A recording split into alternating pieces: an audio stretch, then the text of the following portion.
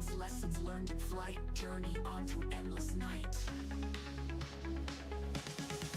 For the stars, we aim so high. The projected kiss goodbye. For science and purple light, we'll keep flying through the light.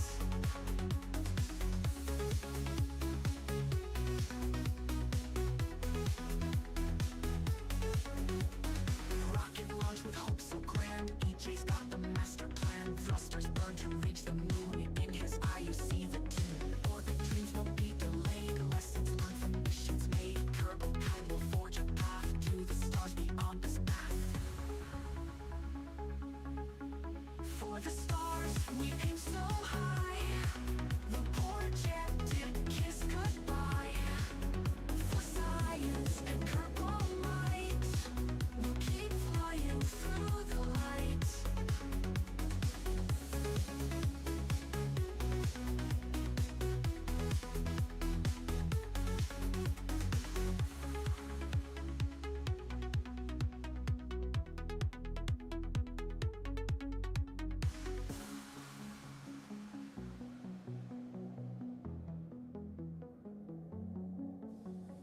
Rocket launch with hope so grand. EJ's got the master plan. Thrusters burn to reach the moon. In his eye you see the tune.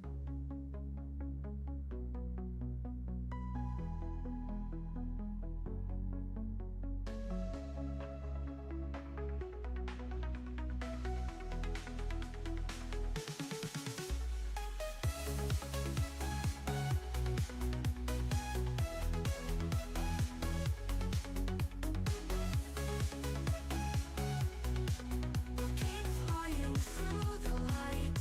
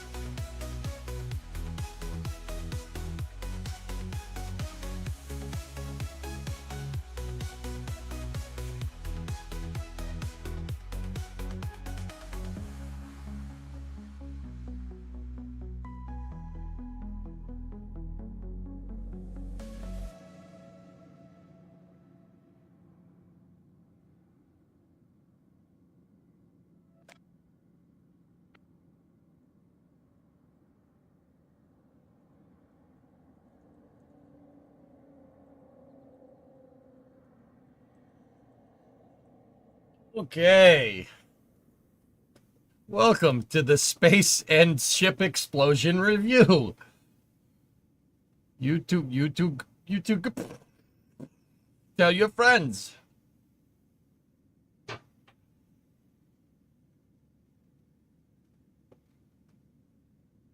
Wait a minute. You know what? We can do that better. Hold on.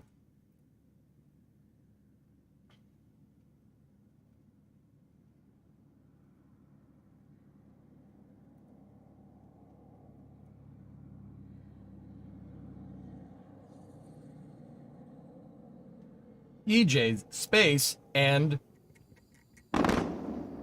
Review. Oh, yep, and that too. Just got here. Any space news? So, yeah. Yeah.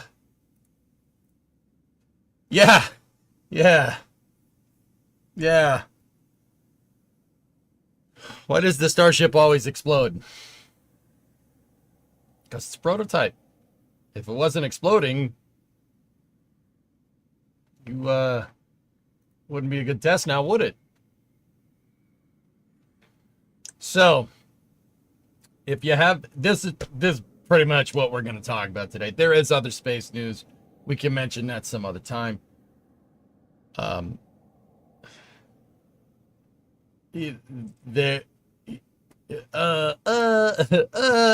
problem.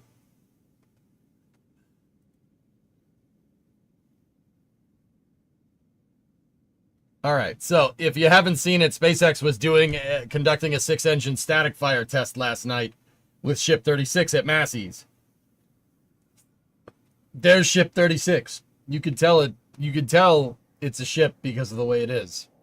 Yeah. Here's how the test went.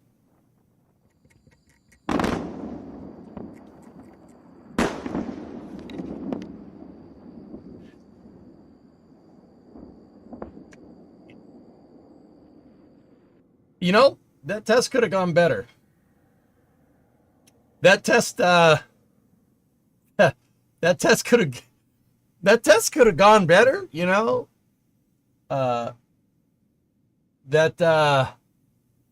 Starships do that when they're under duress. That's right. Yeah, it's like when you have too much Alka-Seltzer, your belly explodes. Like that. Just need some bond. Oh, that second one, man. Look at all the locks. Whoa. That's a lot of explosion. Something, yeah. See, it's what I say about rockets. You know, rockets, they're with any type of rocket science, you're going to get explosions. That happens. Sorry, I'm adjusting the fan. It is toasty in here today. So, with rockets, explosions do happen. The thing is, the explosion should be coming out the bottom and kind of going down and kind of away from the vehicle. It should be exploding in one direction. When rockets explode in multiple directions, then you got issues. You got some problems there.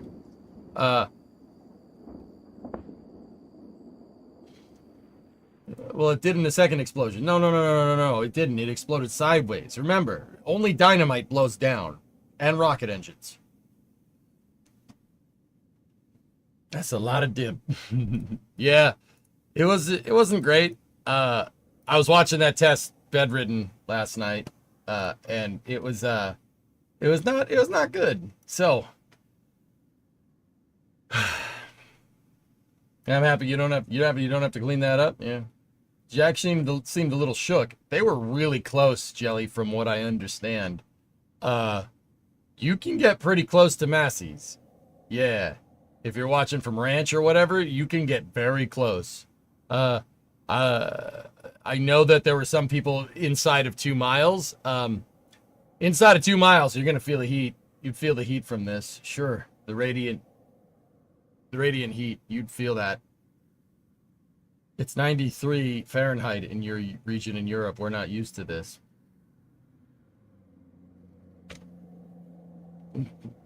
I mean, no, but here, look. This is the temp in my office right now. I get it. Get it. It is quite toasty here as well. Yeah, it's a little warm. A little warm. I'm sweating like crazy. I've only been in here for a couple minutes. So, yeah, heat. I assume Jack and D will distance themselves a little for future tests. Nah. Jack likes to be close to the action. Don't let him. Don't let him fool you. Anyway, so what happened here? So this was basically a little bit after midnight Eastern, 11 local time last night. And, well, what happened? Well, okay. D has this slow-mo shot, and if we switch the slow-mo shot to 25 here, take a look.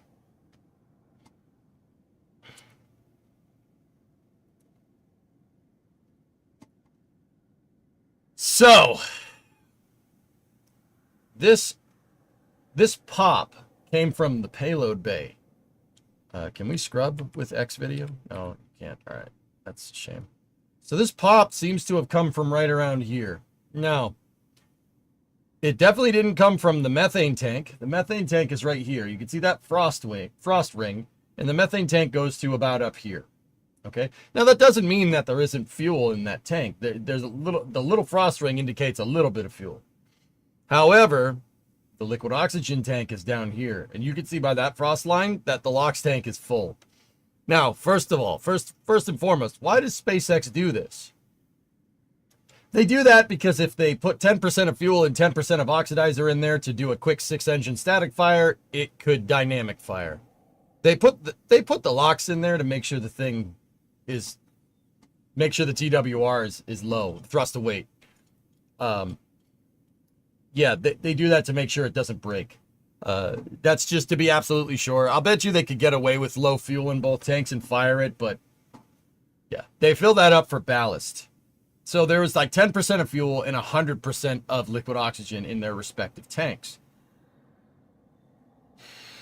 Now, the methane tank stops here. And it's very clear from this shot that the pop comes from above the tank. Now, it comes from the tile side. Now, what's on the tile side of this? What's over here? Well, in Starship, that right there has your transfer tube lines to your header tanks. Starship has its primary methane and oxidizer tanks right here. But it also has another set of cryogenic tanks, a LOX and a methane tank up at the front. Why is that? Well, that's for balance purposes during reentry and then reentry and landing. Right? That's basically your tanks for landing. Now, they clearly were pressed in this. I mean, yeah, actually, we don't know for sure if they were pressurized, to be very fair. I would go ahead and say that they probably were. So what else is in that area? Now, around the header tanks and around the bottom of the payload bay, right, which is basically from right here to right here, this area, on the bottom of it, there's these things called composite overwrap pressure vessels, COPVs for short. That's the other thing that's in the area. What are COPVs, first of all? So,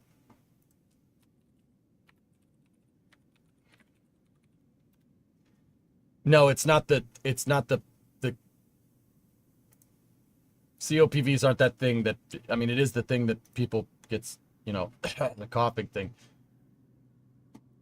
But what COPVs are, composite overwrap pressure vessels, are exactly as the name implied. There's a picture of one. This picture is from Dawn Aerospace. But a COPV is basically a tank that's designed to hold cryogenic gases. They hold gases. They do hold liquids sometimes, but in the application here, they're pneumatic tanks. They hold a lot of pressure. So it's basically a steel or titanium tank or an aluminum tank, an aluminum pressure vessel that's been wrapped in carbon fiber. And the carbon fiber basically works like a Chinese finger trap, right? So like, Chinese finger trap, you put your finger in it, you pull away, it gets stronger, right? Pushing outward with pressure inside, right? Makes this super strong. The end result here is that you can hold an insane amount of gas inside of one of these things. You have a lot of gas in a very light package. COPVs are made out of carbon fiber and titanium or carbon fiber aluminum. It depends on the bottle. That's what they're called. That's the term for them. They're called bottles. Okay? It depends on on what it's made out of, etc., etc. But they're usually, in this particular application for Starship, they're used for nitrogen. They could be used all over the place for tank ullage, for fuel tanks, whatever. The idea is that you can get a lot of stuff in a little area, okay? COPVs are used all over in the aerospace industry. That's one that's seen better days. They're usually made on a mandrel, like on a lathe. Actually, not on the tank is the mandrel. They're usually made on a lathe and they wrap the carbon fiber around them, right? And then they bake them so the carbon fiber hardens. But yeah, these are composite overwrap pressure vessels. If you're a firefighter, firefighters' oxygen tanks are composite overwrap pressure vessels. So they're lighter, so firemen aren't lugging around tanks all day. If you're a fireman, you know exactly what I'm talking about. But COPVs come in all different shapes and sizes. Now, a little bit of a background on these things. Who invented them? Where did they come from? Where did they go? Well, the ones on Starship are in the river, I think, if you really want my honest opinion. Next to Joe. Cotton Eye Joe. No, COPVs were first prevalent during the shuttle program, NASA. So Rockwell came up with the idea, basically, like in an aerospace application for a COPV. They put them on the shuttle. The shuttle's fuel cells are composite overwrap pressure vessels. The fuel cells were holding cryogenic hydrogen and oxygen for the fuel cells to work, because the shuttle doesn't have any solar panels. It basically, the fuel cell is the battery. Now that started in the shuttle program in the 70s, and ever since then, they are all over the place in the aerospace industry. They're everywhere. And Starship is no exception. Now, Starship has nitrogen pressure vessels. There's nitrogen in there. Now, what is the nitrogen used for? It's used for a couple of different things. The big one is that it's used for restarting Raptors.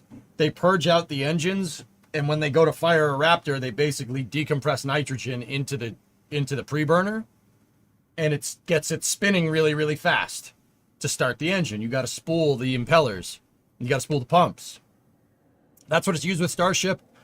Starship, to my knowledge, past versions have used the nitrogen attitude control system with cold gas thrusters, but I'm not entirely sure that these versions have that. I'm pretty sure they don't.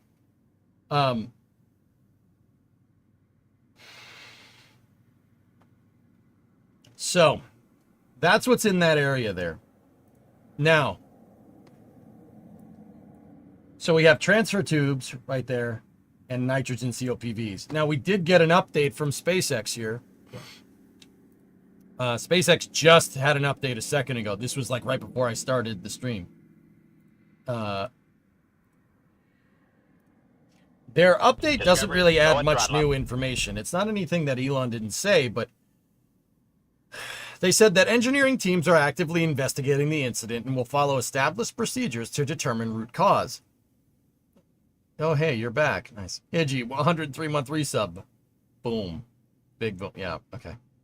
Initial analysis indicate that the potential failure of a pressurized tank known as a COPV, or composite overwrap pressure vessel, containing gaseous nitrogen in Starship's nose cone area. But the full data review is ongoing. There's no commonality between the COPVs on Starship and Falcon rockets. That's what I mean. They come in all different shapes and sizes. The one that Falcon 9 uses are completely different than Starships. First of all, Starships are gigantic. They're big pressure vessels. They're huge. Probably like the size of a pickup, well, about as long as a pickup truck maybe. They're gigantic pressure vessels. Did somebody stir the tanks? Well, Andrew, it's funny you mentioned that. What the hell is this? Oh, nice. There you go. Cool. I was like, I don't recognize that flag. Yeah, because it's new. There you go. New to me, at least. Anyway, so going back to the analysis here, take a look. You can clearly see, would a back brace help? Oh, I got one on, don't you worry. So, take a look.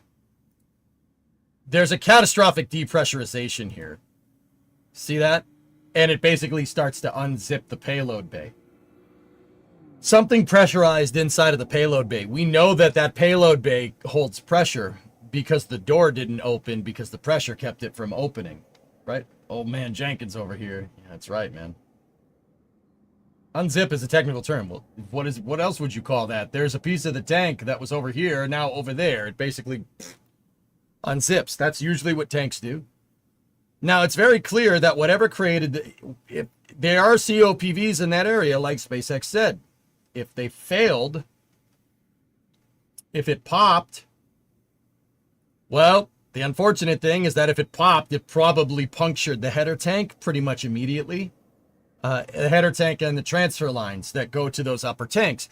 You could tell that it hit methane and oxidizer because if the COPV did fail, we would just see a big cloud of white smoke. If it didn't hit a methane tank or rupture a methane or oxidizer tank, right? You'd see that, and it would just stay like that. That didn't happen here. Yeah, here, look. Immediately you get an atomized mixture in an explosion, which means you pop the methane tank up the top. All right? So the header tanks are probably draining at this point. If I had to guess, the LOX header tank is probably full, right? That's the header tank up the top. And then the methane one's probably 10% full, if I had to guess. So because the transfer tube line popped, right? Because the transfer tube line popped, and now it's leaking liquid oxygen all over basically the top of the methane tank, it's very clear that that overpressure event punctured the top of the methane tank too, because you have atomization and an immediate big explosion. That big explosion blew the nose cone to pieces, and then you could see some of the other COPVs flying off. Now, see that one? That one's still at pressure. You could tell because it's venting gas. It's venting cryogenic gas. And it basically works like a, at this point, it works like a balloon. If you ever inflate a balloon and then let it go, it's basically doing the aerospace equivalent of that. See, there it goes. You can tell it has, like I said, that one is still full. That's still full. Remember that, okay? Remember that for a second. SN20 is the most complete ship they have. SN37? So, look, couple of things here. So, we have atomization. You can tell because stuff's on fire, yo. That means methane and LOX, liquid methane and liquid oxygen, have combined. They met a source of ignition. You get a big fire. A big fire that expands very rapidly. However, some things to notice here, okay? Look down here. So if the methane tank is ruptured and now exploded, what's below that? What's below that and what's full of commodities? The LOX tank. That explosion from the methane tank popping punctured the LOX tank. And look, you could see the LOX from the tank spilling out everywhere. See it? See it all over the place? Now it's only a matter of time at this point when the rest of the methane here combines with all that liquid oxygen that's coming out of that's now spilling out of the bottom of the tank. It's only a matter of time at this point. See? See it all spewing everywhere? And just absolute shout out to D for nailing the exposure. You can see another COPV flying away over. Oh no, I think that might be a wing. Now look, you see all these little specks? Those are all tiles. Those are tiles.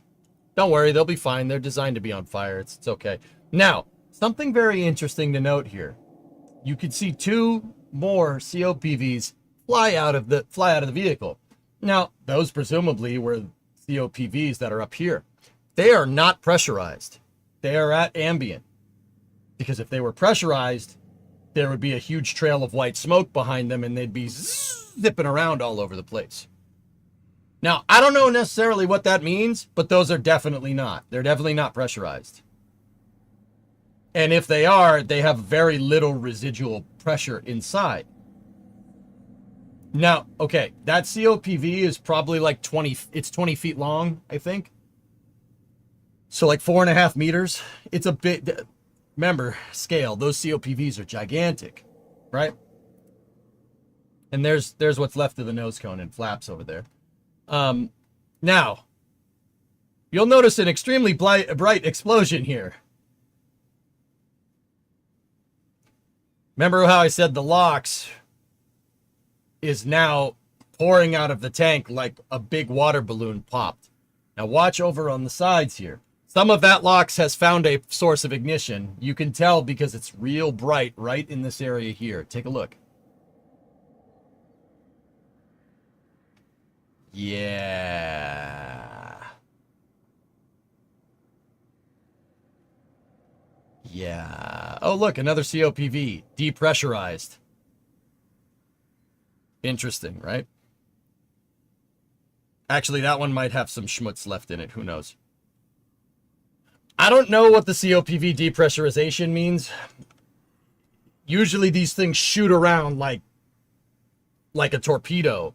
But you don't see that here. There is one over there that's sketching out. That's what that trail is. It's spinning, which is why the trail looks like a helix. But the crazy thing is that LOX tank popped, found a source of ignition, And believe it or not, it burned off all of the traces of methane down here. That's why it's so dark. See this? That is the tidal wave of liquid oxygen that's being shot out in every direction. Now, see, this is bad. Why is this bad? Well, it's good and bad. The good thing is that it's going to put out the fire. It's going to snuff it out because there's no fuel. No methane, I should say. The bad news is that liquid oxygen, if you pour it on things, anything, it'll pretty much make anything explode. You could pour it on piss and probably make an explosion, or at least a fire. Maybe not piss, but you get the idea. Don't try this. Liquid oxygen makes everything catch on fire way easier. That's the right way to say that. Now, with that being said, the entirety of Massey's is now being doused in a tidal wave of liquid oxygen, which is not good. That's not good for it. Now I'm gonna try this. Okay, maybe not piss, but also. Yeah, freaking tidal wave of liquid oxygen. Now, once again, very interesting here. You have very lean down here. There's more oxygen than methane, more liquid oxygen than methane in the air. So you don't see, it's very lean. Your mixture is very lean. So it's not very energetic. Not a very energetic explosion. Meanwhile, up here, you have the perfect mixture of what was left in the methane tank and probably the disconnect in the methane lines, right? You have the perfect mixture right here, which is why you get a nice bright explosion. Up here, you're fuel rich because the methane, some of that methane, when it popped, it evaporated up, or it's unburnt. See how the clouds are all dark down here, over here? Fuel rich. So you have lean, stoichiometric, and then you have fuel rich. But because there was way more liquid oxygen in this, it kind of prevented the explosion from being bigger. The problem is once again, you douse the entire test stand in LOX, and now it's going to catch on fire. Yeah. The cloud looks like a skull. Yeah, I kind of see it. Is test tank 17, 18.1 okay? I don't know. There's a piece of ship 36. See, over there, look, there's a COPV that's venting, and you can see it kind of whirly-gigging around. See that? That one still has pressure. The interesting thing is that a lot of the COPVs lost pressure instantaneously. So whatever... Oh, look, there's another one. Oh, that's a big one. That's a big COPV. That's the main one.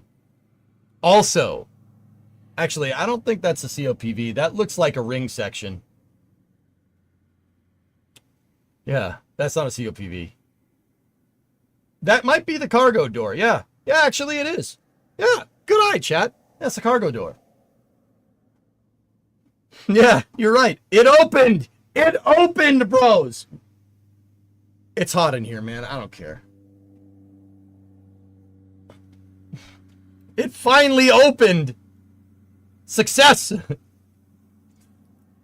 I don't think it was supposed to open that much, but you know, whatever. So check this out. As the methane evaporates, right? And well, a lot of it gets burned, right? Most of this LOX actually snuffed it out. But the problem is now this LOX is trying to find other things to catch on fire, like whatever that is over there. And whatever's behind here, that's probably the methane, the lines going to the methane tanks, if I had to guess. Now close it again. Close the door. Well, ship 36 was supposed to be expendable. Yeah.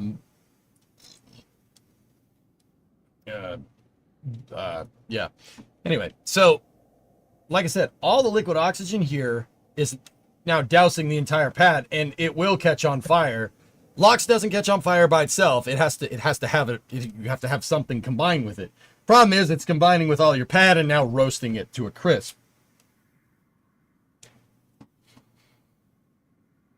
Oh, you still see that COPV? See that one? That one has pressure. See it flying over there? That thing is just on fire, and it's just... So, either way, not a good day. Not a good day for them. If you want to see it in real time, watch this.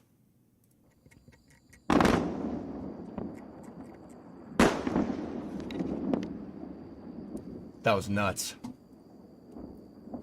That was nuts. What an explosion. But you could see, look, all the methane gets burned out. It burns off and it evaporates. Pretty crazy, huh?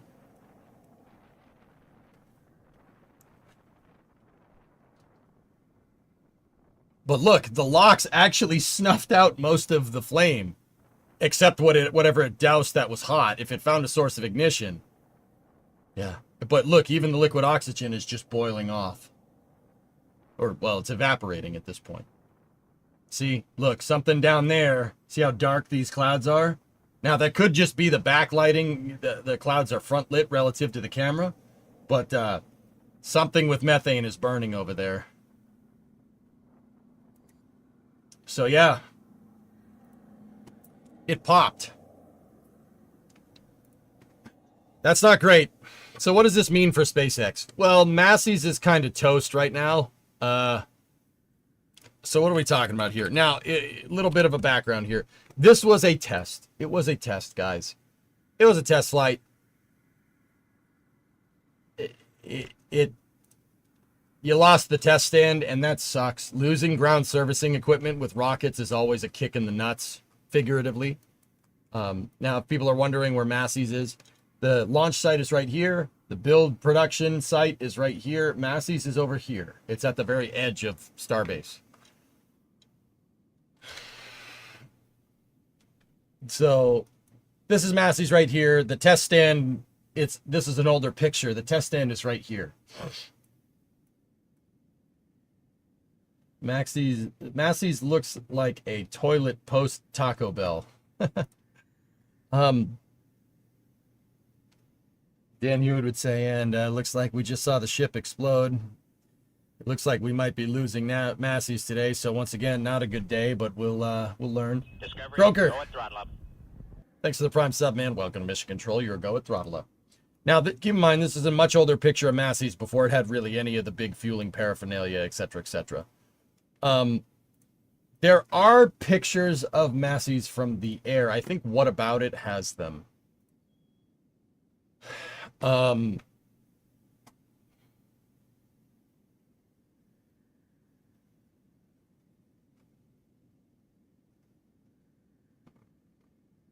Give me 1 second.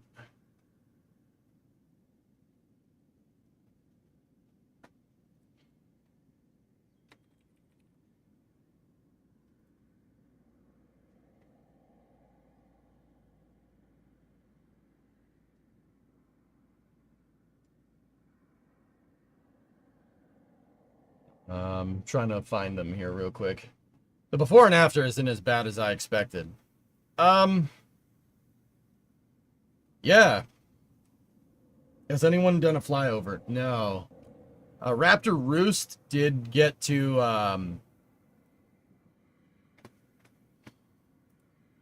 you got it, Chochu?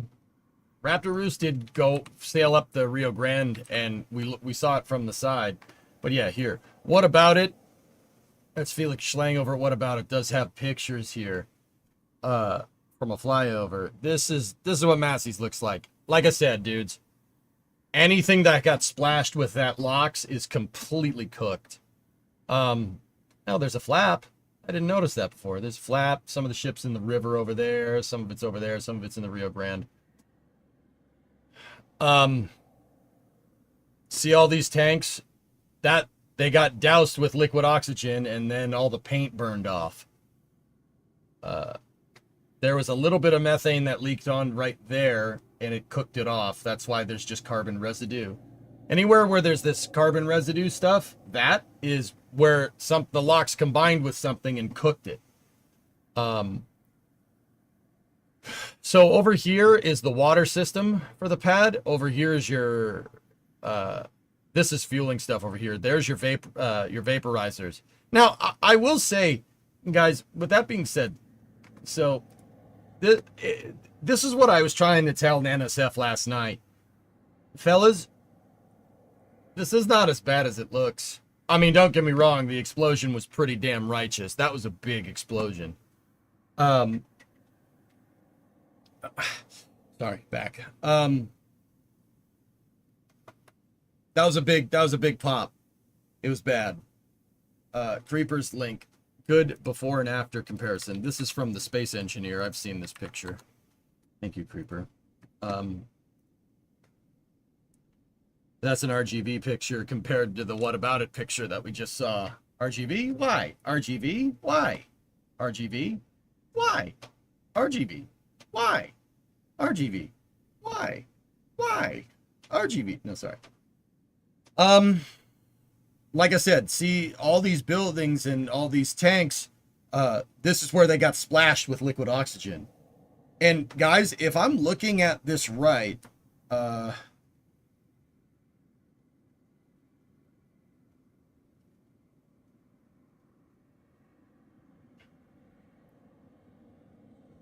lot of this stuff, it looks pretty intact. Yeah, it's just burnt up a little bit. You might want to check it. But this, I would be replacing these lines, but it looks like a lot of your pressure vessels over here and pneumatic systems, especially for the locks, are fine. Water system's probably going to need a little bit of once-overing. You can see the aft flap is there. That flap ended up over there, indicating an outward explosion. Now, depending on which way the tank unzipped, I'm going to go ahead and say the tank unzipped this way. When the LOX tank exploded, it went that way. Or it could have been on both sides. Because look, so that control surface, the aft control surface flew to the right. Now, the other control surface is, I think, right there. I think I can see pieces of it underneath the tanks. Isn't that the left flap?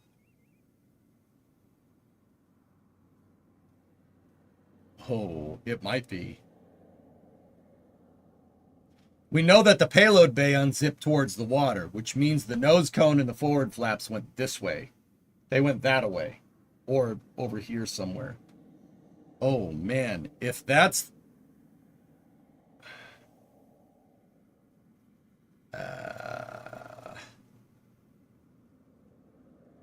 it looks like that might be the nose cone over there. And at least the header tank mount. Man. You know how violent that explosion needs to be for the tank to unzip this way and then an explosion pushed that thing and landed over there? That thing got some distance. It went up in the air. The ship's port side is to your right.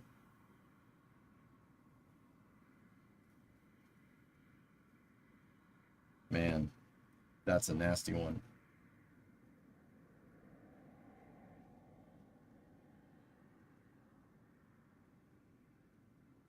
Anyway. Something landed right here and exploded. The charring suggests the methane tank landed over here. The methane header tank. Unless there was something really, really fuel-y, I guess, inside of those connexes right there.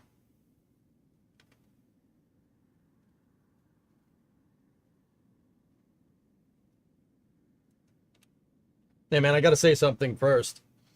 If the back pain is getting worse, you need to check with a doctor ASAP. Oh, I did. I have a herniated disc, Baron. My doctor knows about it. I'm good, dude. I appreciate your concern, guys. I really do. I'm okay. Yum, barbecue test stand. Yeah, I bet you it tastes great. Bet you meat falls right off the bone. Or tile falls right off the starship. Don't eat tiles. They're cilia-based. That's probably bad for you.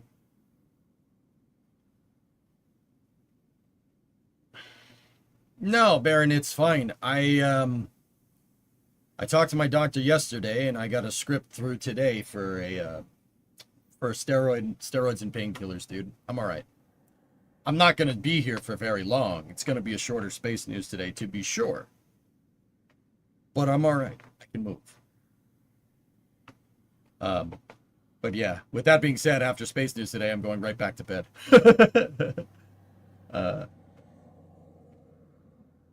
So yeah, no, I also basically spent my entire break between this morning's stream and now upside down on an inversion table, and I'm mildly seasick from it. But hey, whatever. How can you fix it long term? There's no fix for this, Ryzen. The best fix is to make sure you don't tweak your back again. Building up core strength and stuff. I gotta get in shape. That's the best way to deal with it. I gotta get in shape and I gotta eat right, which... Bah. I've said something wrong? What do you mean, Trapo?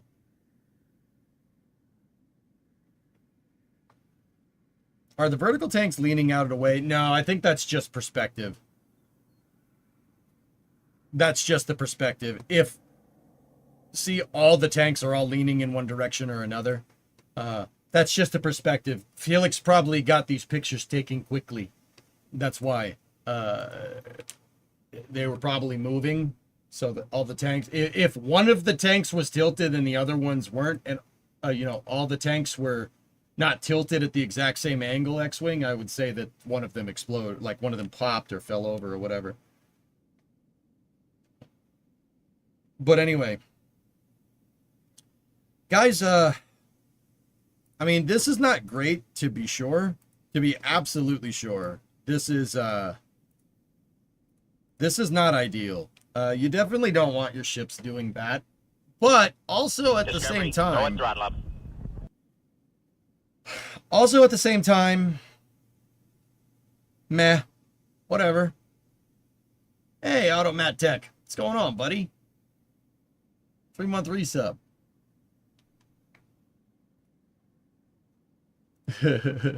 Nice, Baron. I think the flame bucket's fine. Good thing on the test end, bad thing in the air with crew, or bad thing on a, you know, an actual like full flight test. Guys, I don't think this is bad. I mean, it's a setback for sure. Not pretty, you know, not ideal. Obviously not what you wanted, but that's just another thing that you've isolated. I know the pit stains. You're looking at them. I don't care. It's extraordinarily hot in here, okay? I'm sweating my ass off. It's a really warm day. Yeah, this sucks, but honestly, just rebuild it. Rebuild it. It's not a big deal. Stuff blows up. Do you remember in past space news, cast your mind back to past space news that I've done where I've said that SpaceX is really... Starship is so ridiculously unorthodox. It's like nothing we've ever made. You know, it's way more powerful than a Saturn V.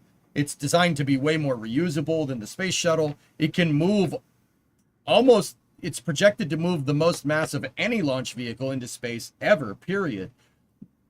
You know, with Falcon 9, SpaceX was able to tap into a lot of NASA papers and a lot of studies and and use NASA to help develop Dragon, including NASA's astronauts, right? You're standing on the shoulders of giants. With the Starship program, you're standing alone at this point. There's no NASA paper. There's no technical resource that you can go to learn how to do stuff like this.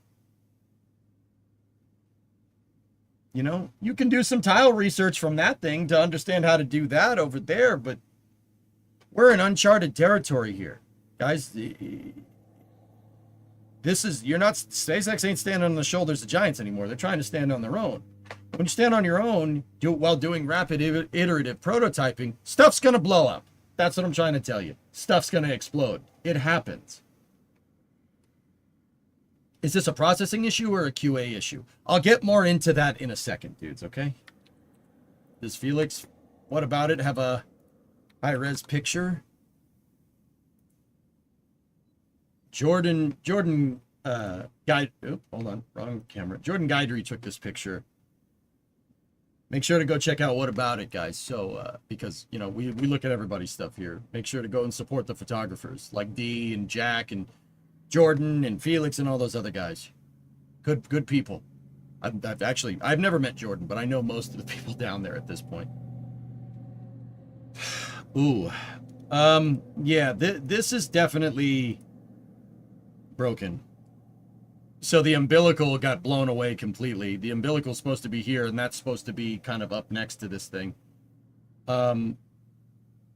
Actually, that stand fared pretty damn well. The engines most likely are down there. If I had to guess, they're all 6 engines are probably sitting down here. If we can't see them here, yeah, they're They're probably down there. No. Some Bondo. Get me in there with the welder. It'll buff out. So, I'm actually thinking that this picture isn't a control surface. I mean, that's... You know what, dude? That is so ridiculously mangled. I'm having trouble figuring out what that is. I think that's the nose cone, and I think that's a forward flap right there. I think this is what's left of the nose cone. The reason why is the transfer tube lines are right there. See? Now look. Very interesting. It could have been from falling. There's a kink in the line right there. Most likely from where a COPV exploded. But if you look at the other one's completely gone. There should be two lines right next to each other that go down the belly of Starship. Elliot is continuing the gift sub they got from Wayfair Monk. Nice. I think that's the nose cone. I think. It looks like there's a piece of the engine section right there, the Y pipe. That's a piece of the engine section. See, that goes into the landing Raptors. How did that get over there? Oh, geez. Oh, geez.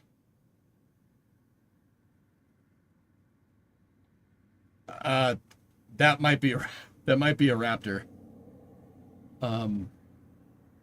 Yep, there's more plumbing over there. Wow, that was a violent explosion. Holy crap. Wow. I think that's the top of a Raptor engine. How did it go over there is really my question. That's crazy. You know how energetic an explosion needs to be to shoot pieces of the Raptor, which is down here, up? This is all trashed. That all needs to be rebuilt. I'm not worried about the flame duct, to be honest with you. The duct looks fine. It's reinforced concrete, guys. It'll be okay. Yeah, that's all shot. This is all shot. What do we got there? Pieces of the payload bay. See the internal stringers? Payload bay. Look, you can actually see what I'm talking about. You see where the liquid oxygen doused the tanks? It doused the tanks and turned the paint. It turned the paint into the liquid fuel. The paint on the tank burnt off. Hey, Ale. Thank you for your analysis and explanation of what we're seeing. Yeah. No problem, dude. This is super cool. I mean, it sucks, but it's actually kind of neat. Yeah, you got a blown out conduit box right there. The trench is slurry wall. I think it's fine. I'm not worried about the trench. See, it's hard to tell how damaged this is because there's tons of, well, Starship parts everywhere. See that? See right there? There's your bulkhead. There's the CBH. See the stringer? This stuff right here, there's part of the CBH. It got some pretty good distance, dude. I got some good distance. And there's the payload bay. That's the windward side of the payload bay. Yeah, that would be the windward side of the payload bay. Do you think the Pad B team will move to repair Massey's? Oh, there's your there's your vacuum jacketed transfer lines. So see those things over there above Felix's logo, above the What About It logo? Those guys over there, that's the stuff that was vibrating on Flight 7. They're in pieces over there. They vibrated this time too. Yeah, those are your RVAC lines. Yeah, they're pretty rough. Now, they did shear at the baffled part of the pipe. Pandaman, you see that? They sheared at the baffling on the top and the bottom of the pipe. They sheared right out, dude. Hey, that's what it's supposed to do. Like, it's supposed to do that. I mean, not like this, but if there is a break, that's what it's supposed to do. Oh yeah, that building caught on fire. Blocks got inside of these connexes and burnt that building out from the inside out. Same with that one. Woof. Now,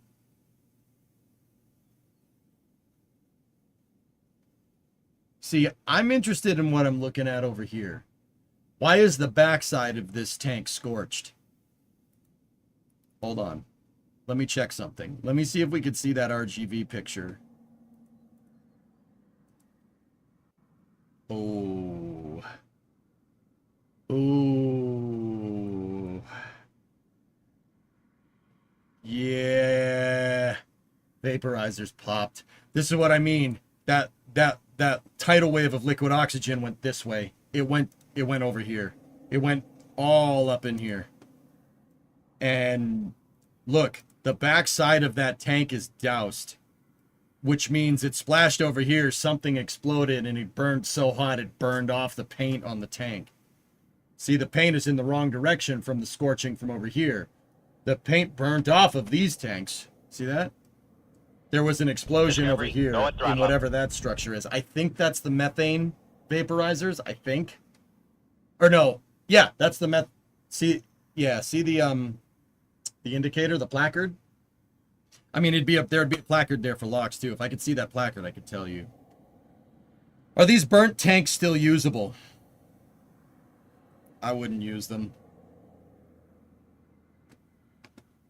It is the recondenser. Good morning, chat.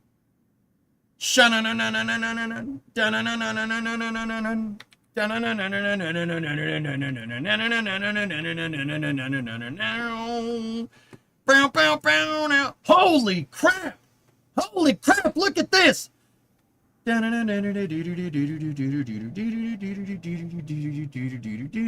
right, if you've seen that GIF, you understand.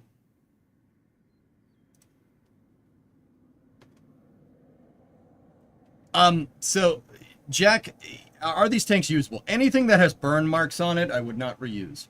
Why? Now, why? Why is that the case? Okay, one, these are off-the-shelf tanks. These are all over. These types of tanks are all over the oil and gas industry. SpaceX uses off-the-shelf GSE. They use off-the-shelf GSE from the oil industry, oil and gas. These tanks are everywhere. You can buy more. They're not expensive. I'll bet you cleaning up the mess probably costs more than replacing these suckers. Anything that has burn marks on it, don't use it. Why? Well, here's the thing. Certain types of steel, right? Oh, there's more parts of the payload bay right there. See that? See the ribbing right there? That's all payload bay. And yeah, there's your, that's the common bulkhead right there. It's just kind of wrapped up and folded over like a taco. That's the payload bay right there, inside of the payload bay. Now, anything that's burnt here, the metal has been heat treated. A lot of the level of heating, hey, Eagle. Discovery, go at throttle up. Tier 2, 63 months. Thanks, man. The level of, when metal is manufactured, depending on what type of metal it is, when it's manufactured, they're manufactured at different temperatures. The different types of temperatures change what's called the temper on the metal. No, not like losing your temper. I mean, kind of, but if it was manufactured at a certain temperature, like if they were using chromoly steel or mild steel or cold rolled steel or hot rolled steel, the metal is only designed for a certain type of temperature. If the temperature exceeds what the temperature that it was manufactured at, you're going to do what's called tempering the steel. When you temper steel, it gets super, super, super tough, but it hardens, but it also gets very brittle. It'll start cracking, like a graham cracker. It's super hard, but you can break it really easily. Now, I don't think I have to say that. I don't think I have to say that some of this got exposed to really, high temperatures. You see that tidal wave? That tidal wave went right at the methane recondenser. Yep, it went right at it. Oh boy. Yeah, that's not. Actually, your methane recondenser is foreground in this picture. See them right there? You can see the recondensers. Actually, it looks like a lot of the locks went into the flame trench and went into the river, which is crazy. So your liquid oxygen recondenser is over here, and then the methane one is right there. See those grays? That's that tank that had the backside of it blasted.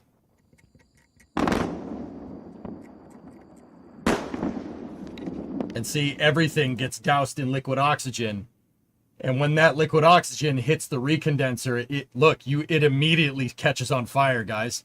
Look at that. Look. See the recondenser right there? Look what happens when the LOX hits it. Oh, immediate fire. Whoa. That's gnarly, dude. Physics and stuff. Yeah, okay. That's broken. I'm going to say that's probably broken. Whoa. Hardening is from quenching. Fast shock temp makes it brittle. Tempering is slow change. It's not as much as annealing, but it's kind of a middle ground where you retain the strength and some of the brittleness get some of the brittleness out. But I'm pretty sure cold.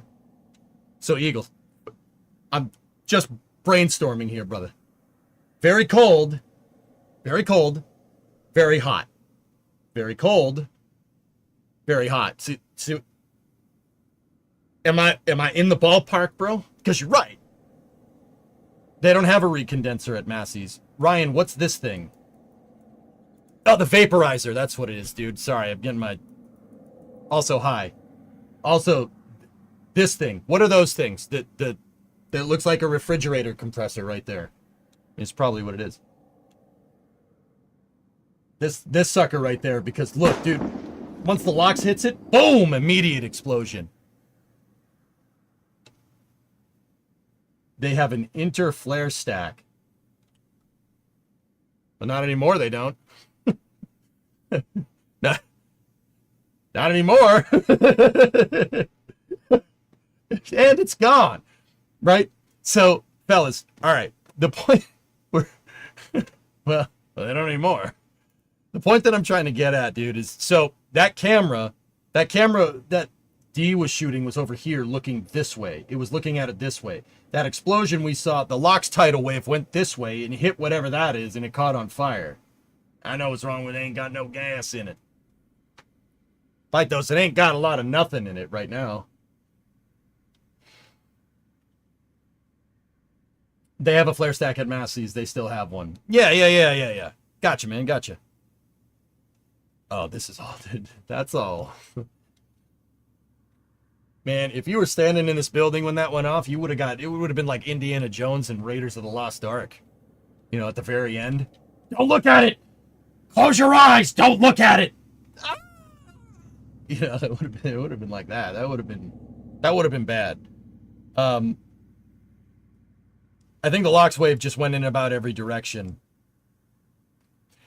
Yeah. See, what I'm trying to look at, Jack, is, you know, where the different parts of everything is. Because depending on how the main LOX tank unzipped, it could be very telling as to what happened here. I mean, obviously, the working thesis from SpaceX is that a COPV popped, pressurized the payload bay, blew the transfer tube lines, hit the top of the pressurization, caved in the top of the methane dome. Methane dome exploded. Tranquility Base here. The Eagle has landed. What do you call a back doctor from Egypt? A chiropractor.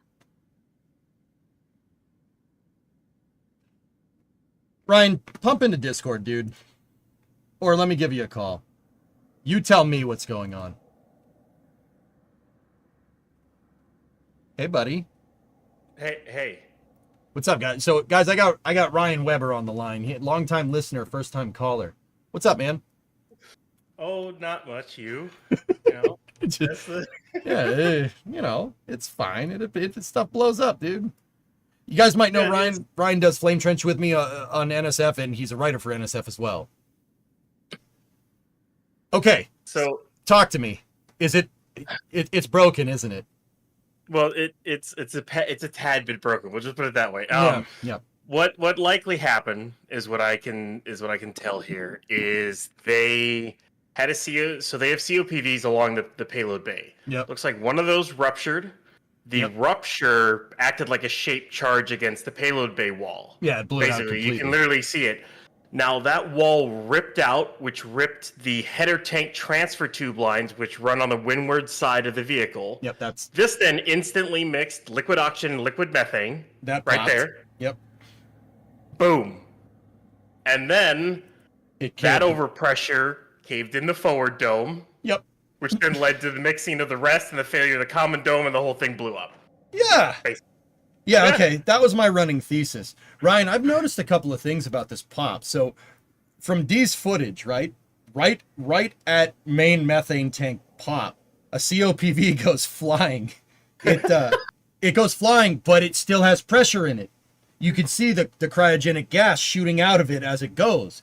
Now, like a couple of seconds later in this, dude, there's a couple of COPVs that shoot out the bottom. They are unpressurized. Now, I don't know. I don't know what that means. Just some stuff that we noticed here. I think it's just the explosion throwing everything all over the place at this point. I mean, but if those COPVs had pressure in them, dude, they would be whizzing out like a firework. They'd be like, right? But they're not. So that means, dude, like your entire COPV system, like instantly depressurized. Well, the other thing is it's not like they don't have to charge all of them when they do a static fire here. They only have to charge the ones that they're going to use for like spin start and everything else. They don't have to charge the ones that they need for tank pressurization because they should be able to do it through the QD anyways. Yeah. There's a couple of different ways they can do it. Look, it's the payload bay door. Hey, it opened. It did open. It did open. Success. Success. I will say they got lucky with this explosion because you can see how most of it goes out towards the Rio Grande and not towards the methane farm. I think they got a little bit lucky on that one. That's what I was trying to say, dude. It looks like the LOX went forward into the Rio Grande and back down the payload, down like the ramp. Like it went left, right. Some of it obviously went towards the methane thing. And what was that thing that caught on fire that we saw? They look like vaporizer. The vaporizer. Yeah. So basically, you're running methane in there to vaporize the methane to then repress the tanks. Yeah. So that broke, which means you had methane spewing out, and it caught fire. That's what basically stayed on fire for several hours after the explosion. Because that's pulling all the heat out of that methane, so those things are super hot. Right? Yeah, and it just instantly ignites, and the good thing is they burned off the methane. That's the kind of plus, rather than just dumping a bunch of methane into the atmosphere, they just burned it off. Yeah, you can see up here that it's being burned off up in this area. See where these dark clouds are? That's a lot of methane being burned off. They only had like 40 or 50 tons on board. Still, man, it shows the characteristic energy there, dude. There's this thing can hold like 350 tons of it. I was telling Chad a little bit earlier, if this thing had a full tank of methane, there'd be no Massies left. There would be nothing. It'd be a big crater. It looked like a tall boy bomb hit it. I think the stand itself will be fine. Even with the locks and fire, I think that the structure should be fine. Of course, there's a couple of stuff you're gonna have to replace there. Obviously, the gantry. Well, that's a lost cause. Yeah, I would just be ripping lines out pretty much all the way back to the vaporizer. Those charred tanks, they'll just swap them out. They'll swap out the vaporizers. The subcoolers should be fine. They're like 3/4 inch stainless. There's gonna be a lot of lines replacement. That bunker's gotta get replaced. The one thing we don't see a lot of is we don't see much of the aft section, because I think the aft section shot down into the trench and possibly embedded itself into or at least the thrust puck and engines embedded themselves into the deflector. So, Ryan, you want to see something interesting? Right before I noticed you pop in. So check this out. I'm zooming in. We're to the right of the pad here. And I'm pretty sure this is what's left of the nose cone, because you could see those transfer tube lines that you were talking about, and they are in fact ruptured. I mean, a little bit. It might be from hitting the ground, but also take a peek a little bit closer. Look, what do you see? Oh, look at a Y split. Yeah. How did that get there? When an explosion happens, EJ, things just go everywhere. Well, I kind of agree with you that the Raptor in the engine section probably went down. It's probably sitting down underneath, like down there somewhere. I think there's a couple of pipes of that deflector that are gonna have to get replaced, because I have a feeling there's a couple of Raptor engines embedded in them. Yeah, the engines, not too hard to do, though. engines are probably down here. That's what Ryan and I are Yeah. saying. It blew up. That's what happened. Yeah. Yeah. Now, Cirrus, we know it blew up, but I'm wondering how that exploded like that, because the explosion, that piece is a piece that's down. It's down the very bottom of the thrust structure. That's a sea level Raptor transfer pipe. So it has a Y pipe. It's wide in, right? And Ryan, one of them goes to that transfer tube, right? And the other one goes to the main tank. One of those things goes to the headers, and the other one goes to the main. That was all below the explosion. The explosion happened up here somewhere, and that piece would have been down there, and somehow it got blown sideways. What looks like happened is that initial explosion caused, of course, the nose cone to just kind of blow apart and go into all different directions. But the rest of the vehicle then fell down on itself, and then the secondary explosion blew, and it blew like a directed energy, like it blew out towards the Rio Grande, and then the rest of it just kind of blew towards the sides, just kind of went path of least resistance of wherever it was. Because I mean, got a 95-month resub. Because I found some parts. We were looking around for parts. I think next to the water suppressor systems, I'm pretty sure that's part of the payload bay right there. It's right on the screen, dead center now. That might be. I think that's the stringers of the giveaway. It's the inner wall of the payload bay. And then over here, next to the vaporizer, that looks like the looks like part of one of the domes. Yeah, one of them. Yeah. That might be the aft. No, that might be the aft. I think that's the.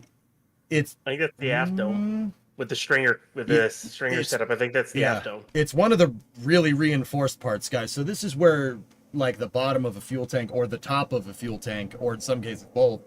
Yeah, that's what the forward dome went flying. You watch. You can literally see it go wee. It's in the river somewhere, I'm pretty sure. Yeah, I think it's in the river. Because now here's another thing that we noticed. There's over here. Now we're slightly north of where that in the picture where that wide pipe is. There's that. I think that's part of a Raptor. I don't know. I mean, that could be part of the Pez. That might be an electric motor for the Pez. It's hard to tell though. It's these dude, you know it's a bad one when you cannot figure out what parts of the vehicle are. That was a nasty explosion. And then what's up? Do the Mythbuster style, walk up, grab a piece, go, well, there's your problem. Also, see, the reason why yeah, right? Those are your favorite right there. The reason why we think that the explosion kind of directed towards the river and towards this ramp right here going that way is because the transfer tubes are right there. These are that could also be a flat motor too. Yeah. And those are somewhere around here. Dude, I would love to go Pickens. Like I don't need I would love to go Pickens and be like, yo, I found a piece. Yo, this is where this piece went. You know. I will say this. And when SpaceX released that update, it was like right at 3. Yeah. At 3:05 or so. They even stated in that update that Massey's wasn't safe yet. I'm like, I wonder really how much methane they're still leaking, or if they really understand. I assume they're going to send in drones and everything. Just it's a dangerous situation to walk into there right now. I wouldn't go in there. There's a lot of stuff that's still pressurized. Yeah, and I mean, this is the other part of it is you're only seeing the methane side that's destroyed. I don't really know the status of the LOX and LN2 sides. Those are the other ones that are just kind of. So Felix has another picture here, dude. And here, take a look. Bottom left. You can see some of the LOX right there. Doesn't look too happy either. It looks like the vaporizers over here also caught on fire because whatever that vertical tank is, it's struggling. Yeah, that's I think that's an LN2 tank when the vaporizers right, or it may just be gaseous oxygen. I don't remember off the top of my head, but those vaporizers are to help pressurize those LOX tanks.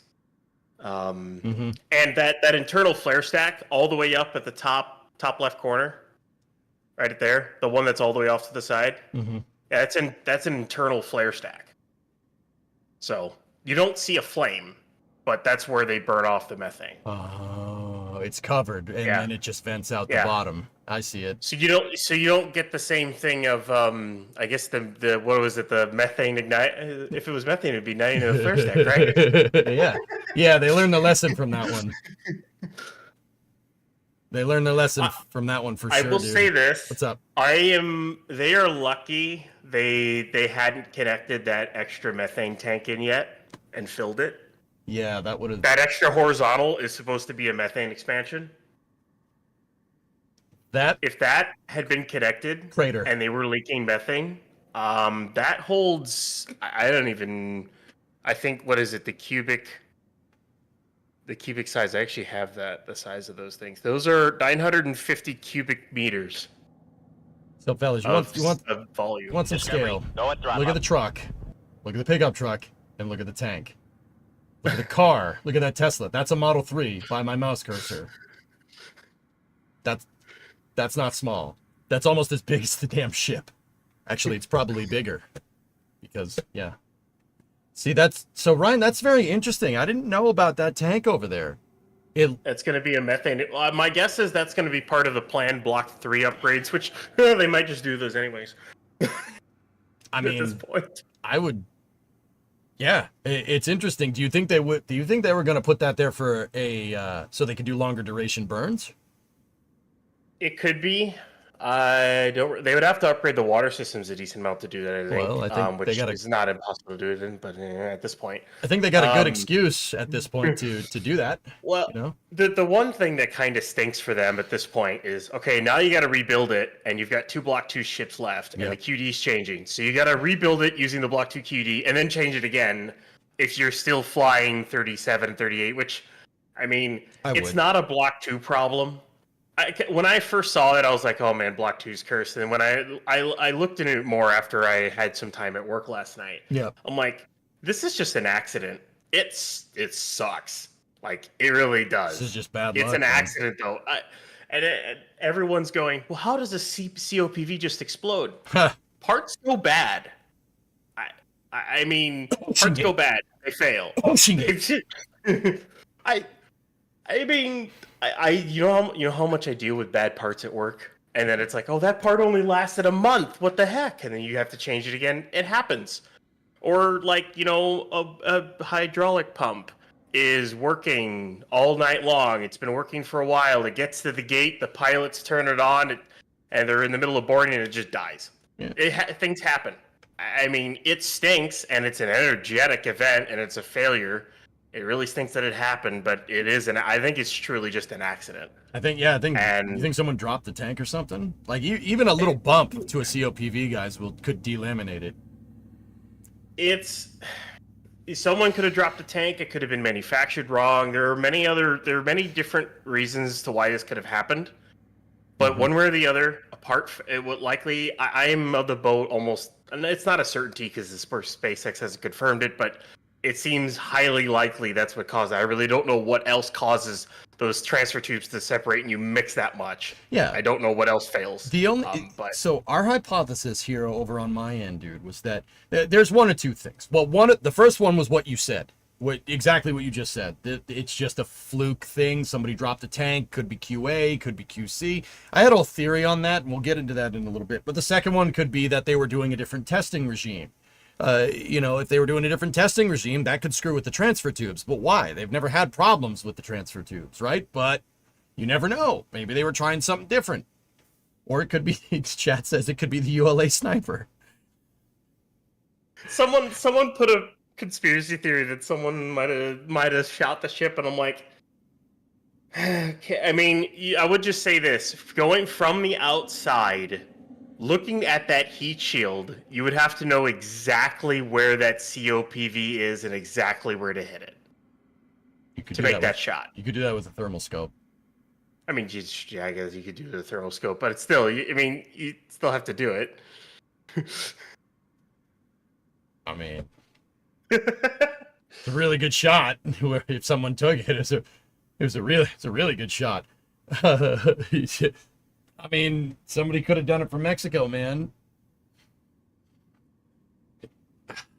Anyway, so yeah, it could be one or the other dudes. Now, I'm Ryan. My gut's telling me that this is just bad luck.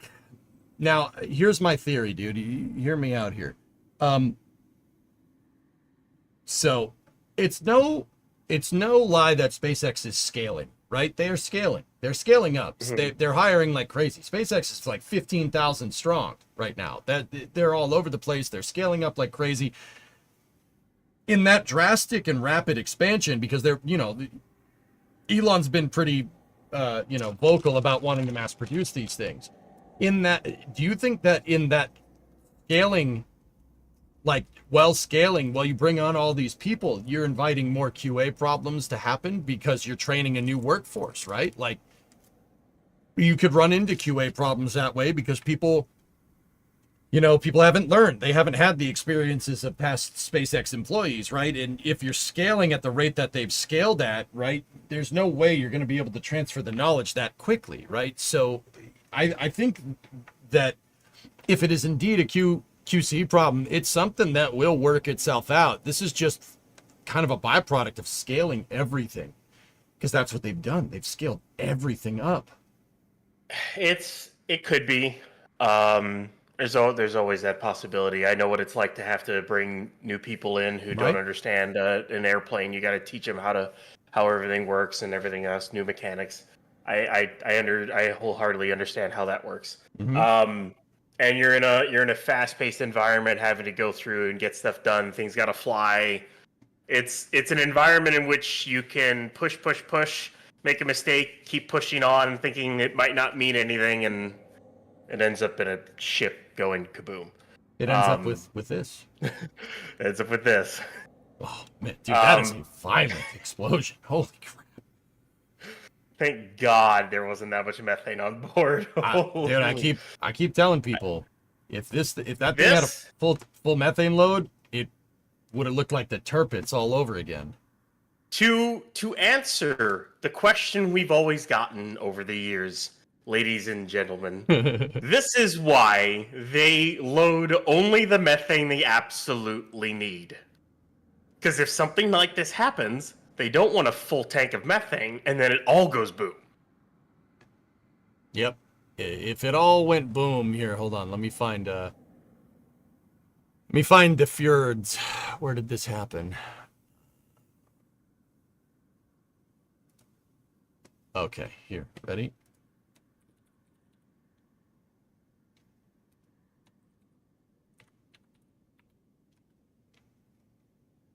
Here, hold on.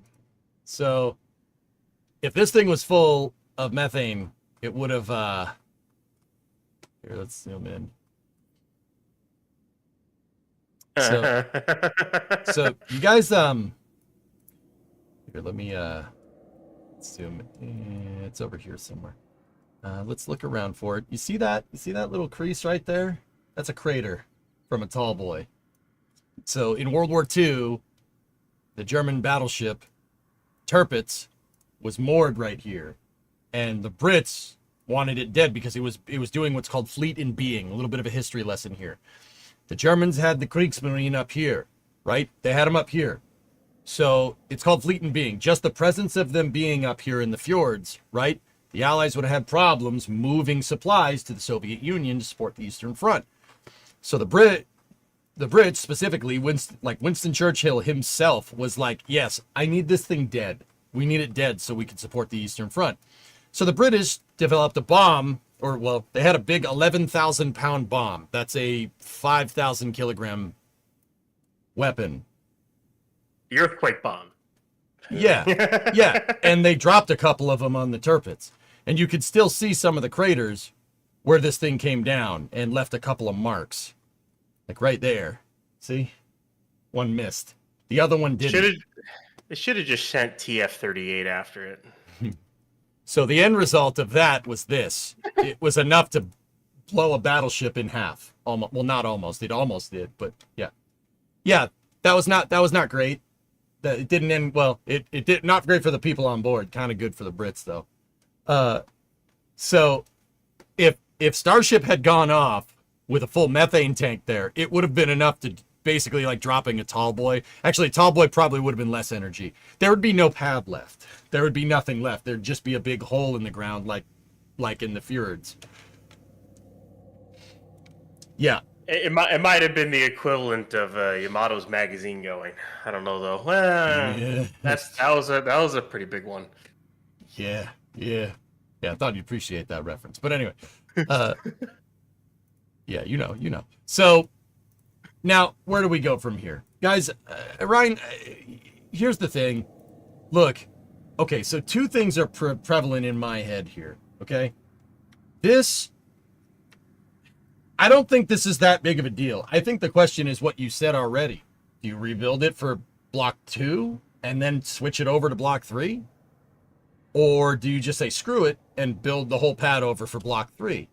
Now, personally, if it was up to me, I think they should build it for 2. You already have the ship. The other part of that is well, talking to some other people, looking at some of this stuff. Depending on how long it takes to get the parts they need for everything, they can take a lot of the contractors they've got that work on Pad A and Pad B. They can shove them over here, clean up, get it all done.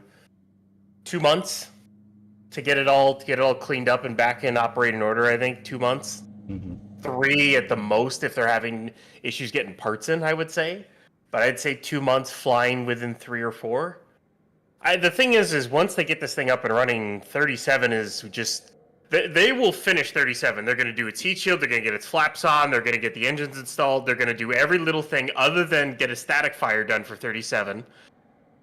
And then 38, well, it needs a cryo. I don't know how the cryo stand is right now. Yeah, we really need to get a good picture of that thing. I got a kind of a... Yeah, you can kind of see it over there. Yeah, it's down there. There's that part. So that needs a cryo. 37 needs a static fire. So that stand has to get fixed before 37 fires. 39 hasn't even got its ablative yet started on its nose cone. So it's a long ways away from ever even needing massies for that matter. It's at least 6 to 7 months minimum till it ever needs massies. The biggest. I mean. Get it fixed within 2 months. Get your last 2 flights in to Pad A. I think they might even be able to get both flights in before Block 3 is even ready. The other part of this is that 17 definitely isn't flying anymore. It's going to be 16 and 15-2, and that's probably it. They may not catch 16. I don't know. It's up to them. They may still catch it just to get the data at that point, but they're not going to refly 16 at this rate. They'll just scrap it. Same thing with 17. Oh, man, It's so cool. Such a cool explosion. Yeah, dude, it's pretty righteous. Do you think they want a second test site to prevent these delays? Now, I don't know if they need it. Yeah, I'm not sure if they need a second test site, Aqualex, to be honest with you. Now, Ryan, I heard a theory that was floated to me from a guy. Actually, I don't know where I read this, to be 100% honest with you. I was just perusing X in my bedridden state because I threw my back out on Monday. That's fun. Yeah, no, it was a good time. So, I went back and looked at pictures of the umbilical here. That umbilical, as far as I can tell, and a lot of this paraphernalia came from the suborbital pad launch complex. A lot of it did. Now, if it came from the suborbital pad launch complex, that means they have another umbilical around. So it might not be as hard to rebuild this if you have a spare launch pad sitting around at Sanchez somewhere. Obviously not the Massey's transport stand, right? But that was Zach who pointed it out. They do have an extra QD in there. Here's the other thought I had too. Say that QD is maybe rusted or maybe not really that good. Get 38 cryoed and then take the QD off of the cryo stand and stick it on the static fire stand because you gotta change that QD anyways for Block 3. Yeah. So there's your extra QD if you need it. I give him 2 months to probably fix it. We'll see. Yeah, that's the point that I was. Biggest, What's up? The other biggest question is Booster Block 3. How did they damage 18.1? The other part of that is the new booster thrust sim that they're building looks like it got singed a bit. I hope that didn't get damaged either, because then that pushes back Block 3 of booster for a bit. So let's just hope that didn't happen. Yeah. Maybe. Guys, the point that I'm trying to make is even Ryan is very realistic, very realistic when it comes to the deadlines here. Even he's saying this is not that big of a deal. SpaceX has had test stands explode, guys. It happens. Now, I said 4. Yeah. Now, actually, Ryan, here, I want you to noodle on this. Consider this. I saw RGV post this. Massey's, this test site that you see right there, took 2.5 months to make from scratch. Think about that for a second. To be fair, the image that was taken right there was after they had spent about 3 or 4 months building all the slurry walls and everything else. But it withstands that they went from the mount area to digging out the trench and laying that, building the flame deflector and everything. They did that about 2.5, 3 months. Now, granted, that is starting from scratch, but there is the whole thing of first you got to clean everything up, and you got to do it safely. This is all mangled steel and everything else. This isn't something you can just rush. You also have to be careful about what you're disconnecting. You have to make sure you're not gonna all of a sudden release a bunch of methane somewhere if it's holed up somewhere or something like that. There's a few things, precautions to take, but once they got it a little cleared out, I don't think it'll take too long to fix it. You just got to get the parts. Yeah, dude, that's what I'm saying. It's not going to take that long, guys. This explosion, and don't get me wrong, I'm not running cover for SpaceX or anything. You think I'd be showing this if I was, right? I'm not trying to recover for SpaceX. I really don't think this is going to take that long to fix. And I also really don't think it's that big of a deal because Block 2 is going out anyway. Ryan, I think you're absolutely right. I think this was just a stupid mistake. I think this has, it's unfortunate, but I think it has nothing to do with the Block 2 design. The NTSB and OSHA will have to finish their investigation. NTSB and OSHA? NTSB is not involved in this. I was going to say, Tracy. Neither is the FAA.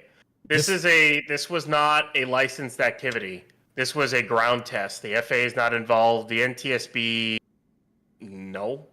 I don't see how the NTSB would be involved in that. They weren't involved in SN4. OSHA, I mean... Not really. What's OSHA going to look at? Everything was protocols were followed. There was no one on site. There's no one near it. No one got hurt. There was a cloud of tile dust that kind of went through the air, but I don't know if you saw the radar return on that. Oh yeah, it was not great. But I mean, no, that.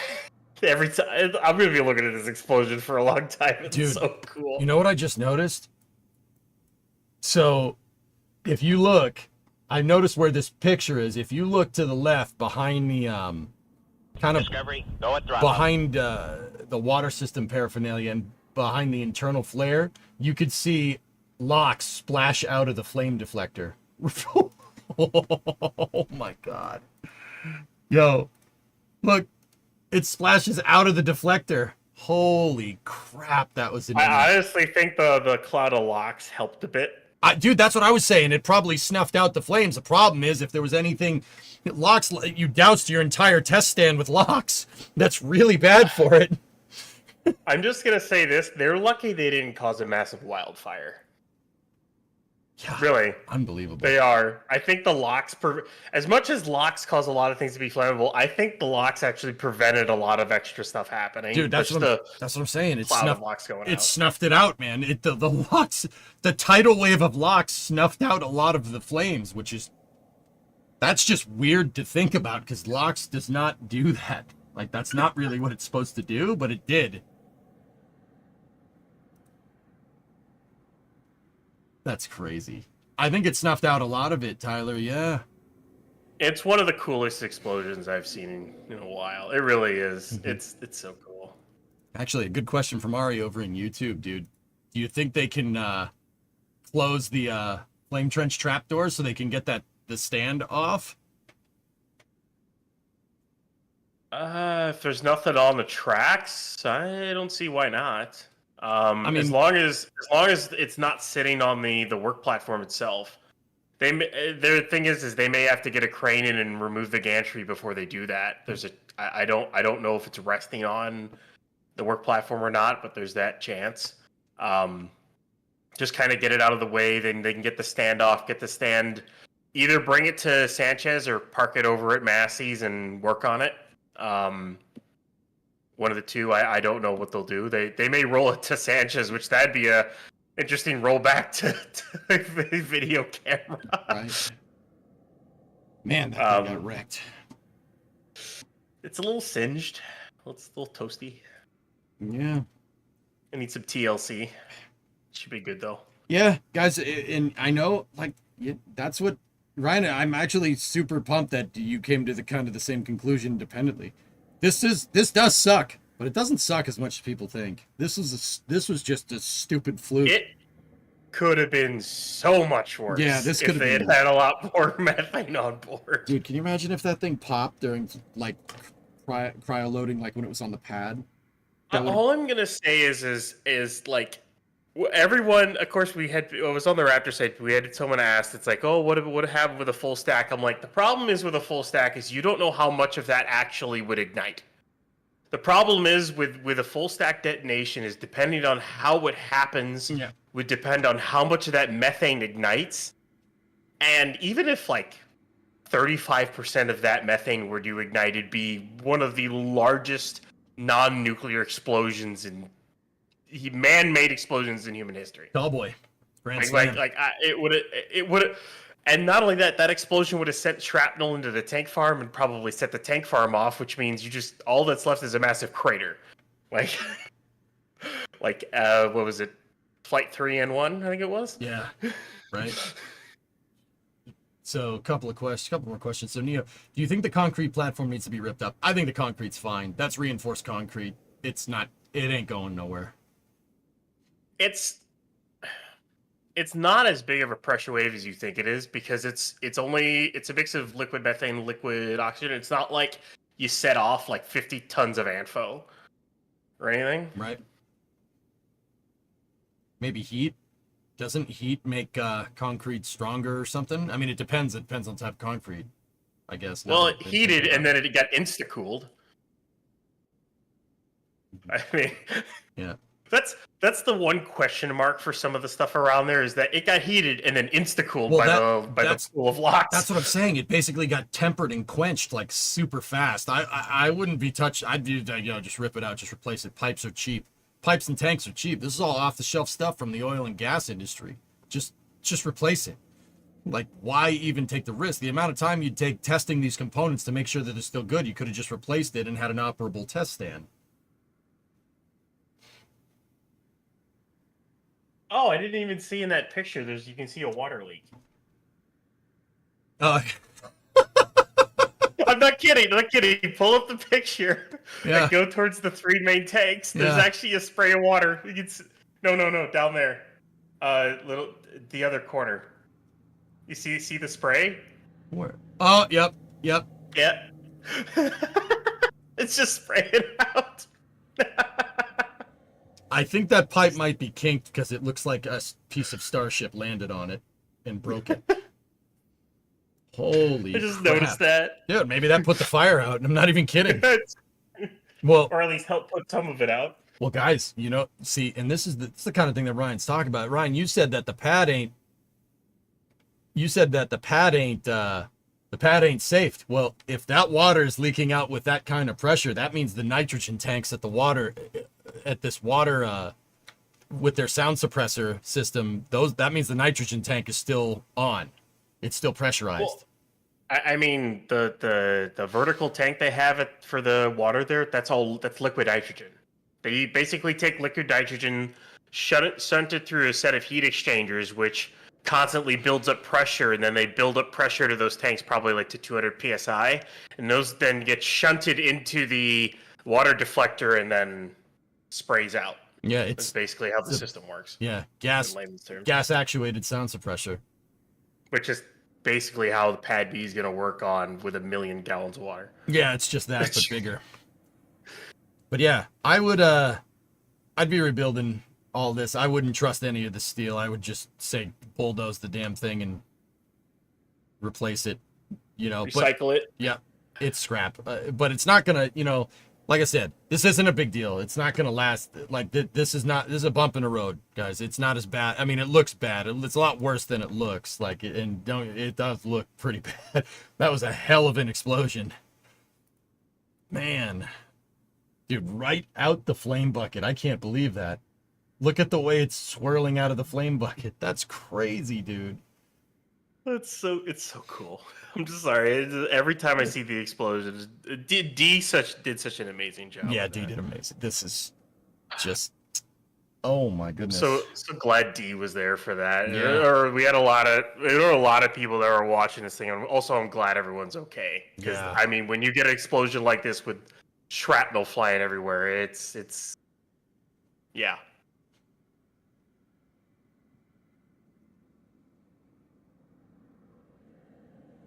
Can we have this on Yeah. one of the mission control monitors? I don't think I want to do that, man. It's this year has been bad for Starship. Like, It's just dear some God. of these are just bad luck, dude. Like 7, This the resonance gun. 2025. Yeah. 2025 is just it's not Starship's year. It's just not It's at right. all. 4 failures in a row. I mean, this wasn't even in flight either. It's just not. It's all right, man. It's all right. It's like I said, man, they're trying to scale. SpaceX is trying to do a lot of different things at once. It's going to take some time to get it right. I mean, the harmonic resonance thing is one of those things where it's just like, oh, well, that's a problem now. And then the Raptor fail thing on 8, it's like, of course that's found now out of all things. It wasn't found in Block 1. It's just kind of like one of those. That's Then the leak on 9 is like, it's just frustrating. bad luck, man. And then here it's just like, oh, Dude, 8 was a fluke from what I can surmise, dude. Like that. So SpaceX said a motor ejected out the back, and I mean, I'm inclined to believe them. They said they had a mechanical failure or something. That's really hardware nice. failure. Yeah, hardware failure. That's really nice. That's a really nice way of saying it ejected itself out the back. So that tells me, dude, that somebody didn't tag something out. Somebody didn't torque something down. Or the motor didn't.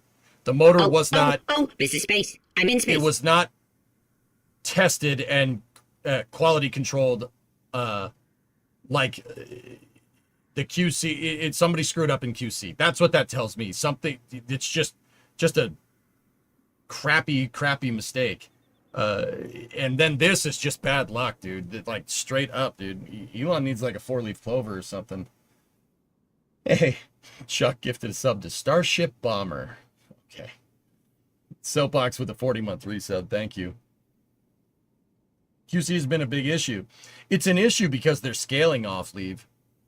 SpaceX is bolstering their workforce something fierce because they're trying to mass produce these things, dude.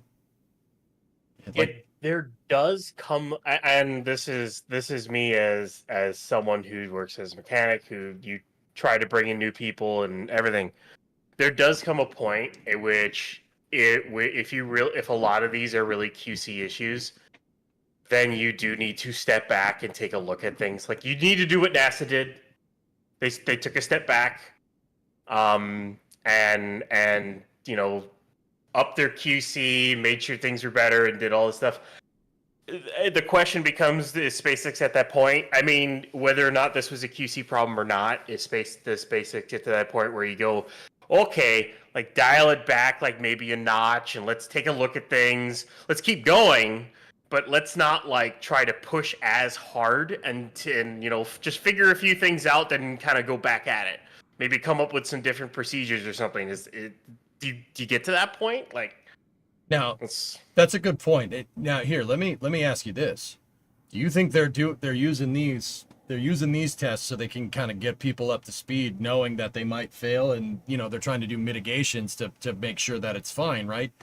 And do you think that point of taking a step back is when they switch to Block 3? Right? This is space. Like, I'm in space. dude, we all know, like, Block 3 is a little ways out. It's not like they were going to launch, Flight 10 one month, Flight 11 the next month, and then Flight 12 with Block 3 a month after that, right? There was obviously going to be a little bit of time. I think that... Block What's that? 3, but in Flight 13, because Flight 10 would have been 36, Flight 11 would have been 37, Flight 12 would have been 38, and then Flight 13 would have been 39. Yeah, exactly. I think that the time that they're going to kind of sit back is when they retool for Block 3. Like, I think that's what's going to happen. I think they should. They really should, because you're getting to that point in the program where you want to be getting these things through re-entry. You want to be getting your payload deployment. You want to be getting your demonstrations in orbit. You need to get to your propellant transfer. If you really want to make these Mars goals, you got to get to this stuff, and this isn't gonna help you get there. Well, they found a way not to do it, man. Yeah, right. I mean, with iterative, the only failure is if you didn't learn something from it. I think they learned something about COPVs. To be honest with you, they've already learned a lot about COPVs. Yeah, AMO6 and it's weird. SpaceX and COPVs don't go together very well. Yeah, well, they order more than anybody, dude. Still can't believe that the freaking vaporizer just going instantly, like insta-flame, just gone.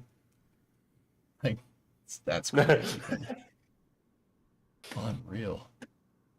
What, dude? It's like eye candy. I can't stop looking at it. It's amazing, and it's just me. Oh, man, if I were to set a date, like it isn't even a ballpark date, this early on for Flight 10 with 37, October. Yeah, is what I think. End of September, October. Yeah, is what I'm thinking. I mean, it's hard to tell right now because we don't really know what's damaged, what's not. Once they really start doing work and we get flyover images on what they're doing to Massey's, then we'll really understand. Yeah. Like if they start doing stuff with the flame deflector, then that kind of gives you an idea of what they're gonna have to do. The other part to this too is with the COPVs is they did say there's no commonality between this and Falcon 9, so Falcon 9's good. Mm-hmm. But I would say this is they're lucky this happened on a ship and not on a booster static fire. Yep. Well, the booster's awesome. So,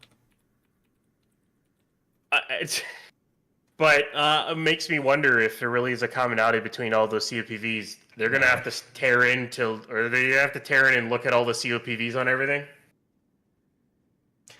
Dude, if they find out maybe there was a manufacturing defect or something along those lines, then they do have to go look.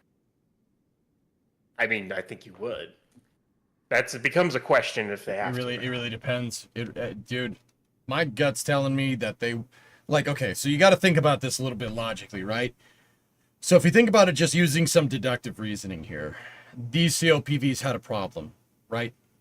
Is there any indication that SpaceX has ever changed the COPV supplier for any between Block 1 and Block 2? I think they're using the same bottles, to be honest. I keep seeing the same, like, 20-foot long bottle that they have.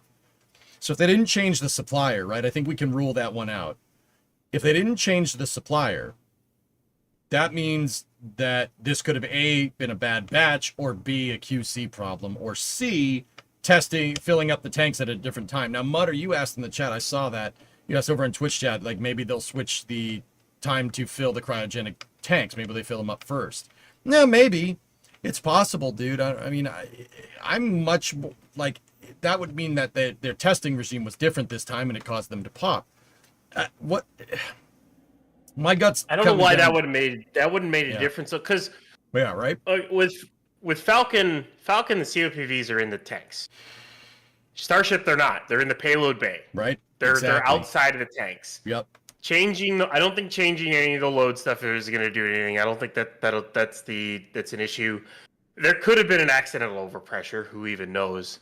I mean, but the problem is the burst pressure on those suckers is probably like 20,000 pounds. Yeah, the COPVs can hold a lot. they're usually like above 10,000 psi or something, guys. It's nuts. And- Go ahead. No, I wasn't. Yeah. Yeah, YouTube chat's happy to see you. Oh. Does carbon fiber suffer something similar to metal fatigue? If you drop a COPV, you could unwind the fibers, you could crack the fibers, and you could delaminate. Delam it. Yep. Mhm. Oh, that's absolutely a thing. And when COPVs pop, they pop like fireworks.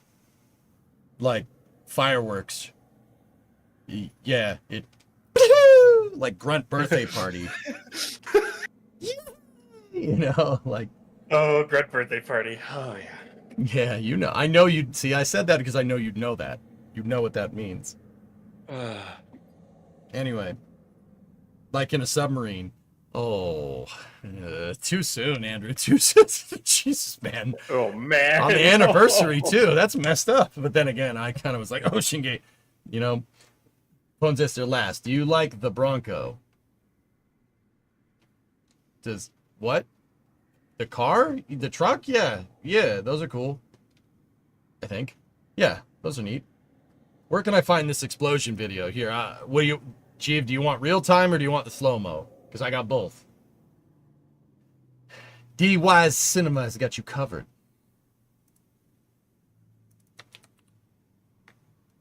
It is Panda Man, yeah. Here. Guys, make sure you go over there and make sure to tell D that D's doing awesome work. It's pretty good shot. It's pretty good. Pretty good. Anyway. All right. Point is, guys, you know, down for a couple months, maybe 3 months at best. Hopefully. We're going to hopefully. I'm not going to... that's my prediction, but yeah, obviously you never know. There could be more damage than we can even see here. I mean, dude, even if they level the entire pad, like just basically bulldoze everything, take off all the tanks, scrap them, and get new ones, I don't think the pad's going to be down for that long, or the test stand's going to be down for that long. I just wonder how long it's going to be till it's safe to go in there. We'll see how many. We'll see Dude, how many days it takes. It's Texas. Get a guy with an M82 and just shoot the tanks to depressurize them. What are you going to do? Cause an explosion? Another one? What are you going to do? Cause an explosion? Like, oh no, the test stand blew up again. Do you think they'll just outright move to V3 ships with Raptor 3? No, I think they'll finish off this stuff, Baron. I don't think it's not going to take long to rebuild that pad. The thing that's going to stink is once you rebuild it, you have to recommission it too. That's the fun part about it too. Yeah. You know, if you Hey, they should have kept her on Kevin's favorite ship for that. Ship 20? When? Ship 26, you mean? No. I certified a pad. I understand ship 26. I'm saying if you're using the old style umbilical, get ship 20. Get ship 20. Oh, it doesn't. Damn. I was gonna say get it out of mothballs. The QD is a ring too low. Oh, that's right. Nah, dude, put it on jack stands. It'll be fine. Put it on jack stands. It'll work. Why not? It's also got Raptor 1.5s on it.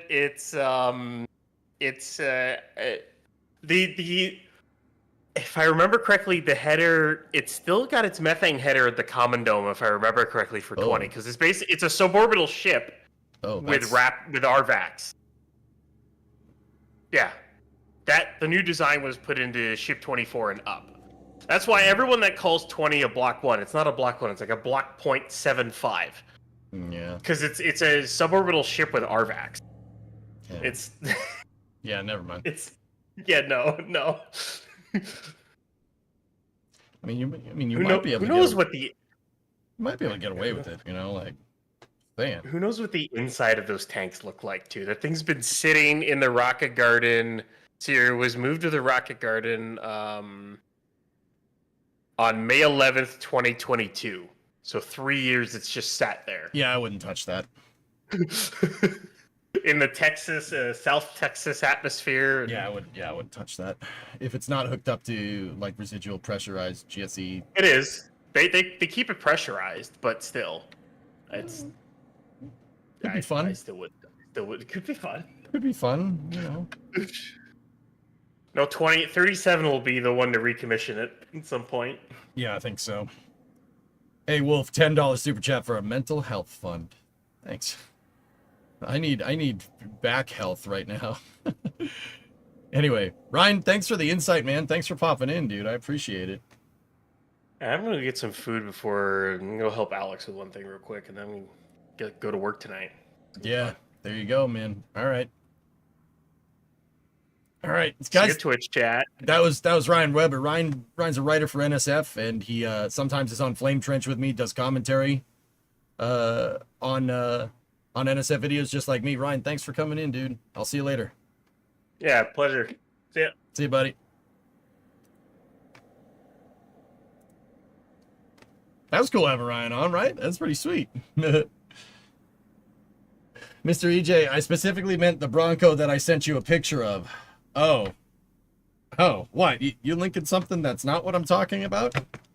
Well, sister, that never happens. Yeah, that Bronco is sweet. I want it. Yeah. So, I'm very happy that Ryan said it's not going to take too long, because that was my gut last night. I was sitting there cracking jokes in chat. Well, like Jack was on stream and he's like, "Oh, this is terrible. This sucks." I'm like, "Fix it. Whatever. It's fine. Don't worry about it. No big deal. No big deal. It's fine." Nice to know that EJ lived, but the ship died. Hey, I wasn't there. I haven't been down to Starbase since Flight 8, dude. This ain't me. You can't blame me for this. Morgan Wyatt Khan's comments. I've read what he said, Baron. This is space. I'm That in tells space. me that it's gonna take some time for them to get these problems sorted. And if anything, all these problems that he's been talking about will get sorted very quickly. There is more now. There's not more now. My back disagrees with you, William. Just Space, thanks for the 5 years of subscription. I appreciate it. So there is some other news real quick. I saw you guys saying AX4 got pushed, which is unfortunate. It was scheduled for Sunday, but it pushed to next week. It happens. Also, little bit of a gear change here. Check that out. You guys know what that is? It is an SRB. But speaking of overwrapped pressure vessels, it's not overwrapped, it's just wrapped. That is a BOLE booster that Northrop Grumman is testing, dude. A booster obsolescence and life expectancy booster. That is a Block 2 booster for SLS. That's a Block 2 booster for SLS. They're testing it right now, dude. The Block 2 boosters for SLS increase SLS's payload capacity by a good amount. The reason why, and this is the reason why it's called booster obsolescence and life expectancy, is because these BOLE boosters are the boosters that SLS is going to use after they run out of shuttle casings. The boosters that SLS flies with right now are left over from the shuttle program. Test is set for June 26th at 1 p.m. All right. Am I tripping, or is the nozzle longer? No, it just doesn't have the it doesn't have the heat blanket that's right here. That's why it looks longer, because you see the whole nozzle. The heat blanket would go to about here, about where my mouse cursor is. The test is set for June 26th. Yeah, this booster is not, so the shuttle casings, guys, are reusable casings, and they're made out of steel. These ones are not. These are single-use casings, non-reusable. It's not an RSRB. These are single-use casings that are made out of carbon composite. Carbon fiber boosters, baby. This thing's got some kick behind it. It is absurdly light for what it is. So, yeah, there you go, man. Got some Block 2 SLS hardware right there. That's pretty good. Muted, but this happened yesterday too. A lot of oh yeah, the SPMT. Nice. Yeah, I saw that. 200 viewers here. Grats. First time I've seen that many. Oh, dude, we do have 200 on YouTube. Holy crap, they're catching you, Twitch. How many do I have on Twitch right now? Oh, no, nope, no, they're not. Nope, no, they're not. A surprise to be sure, but a welcome one. They'll never beat us. Probably the most powerful single-engine rocket ever made. 14,000 kilonewtons of thrust behind this bad boy. About 3 million pounds of thrust come out of the back of that thing. Why Block 2 hardware? Aren't they going to kill the program after Artemis 3? Yeah, but you really think that was going to happen? You really think that's going to happen?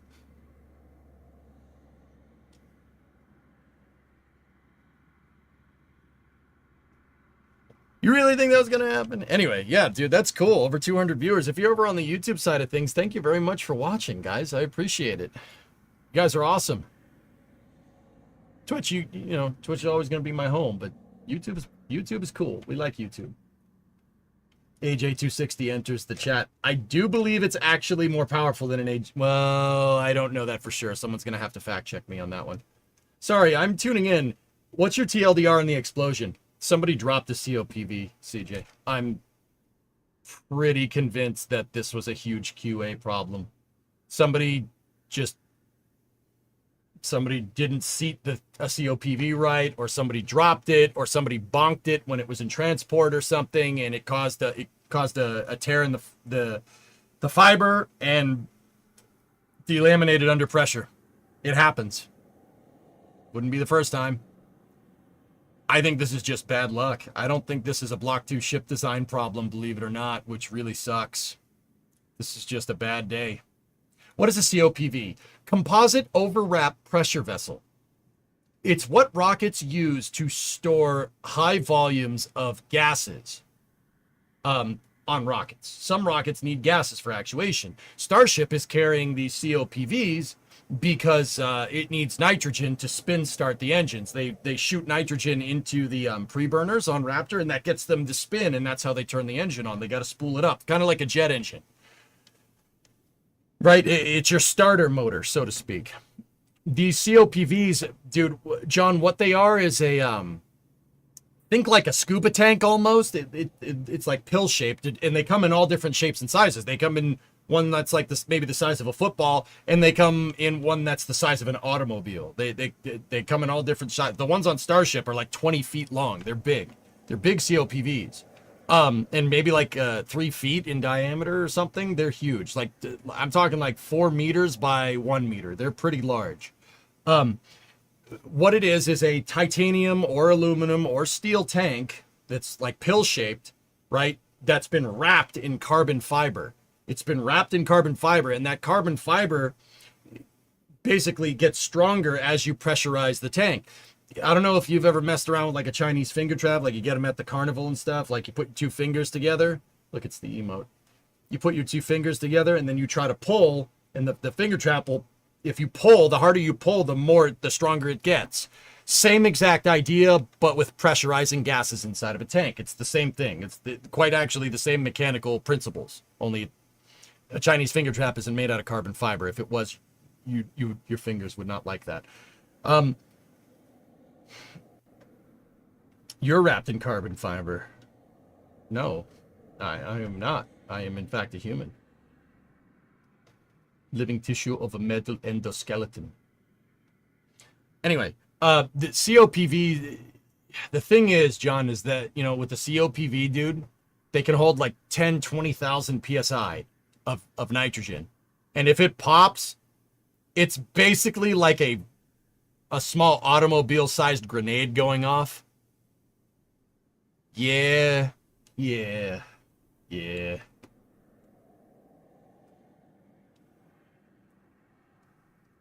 Couldn't it just be a valve break that made the COPV fill the space and unzip it?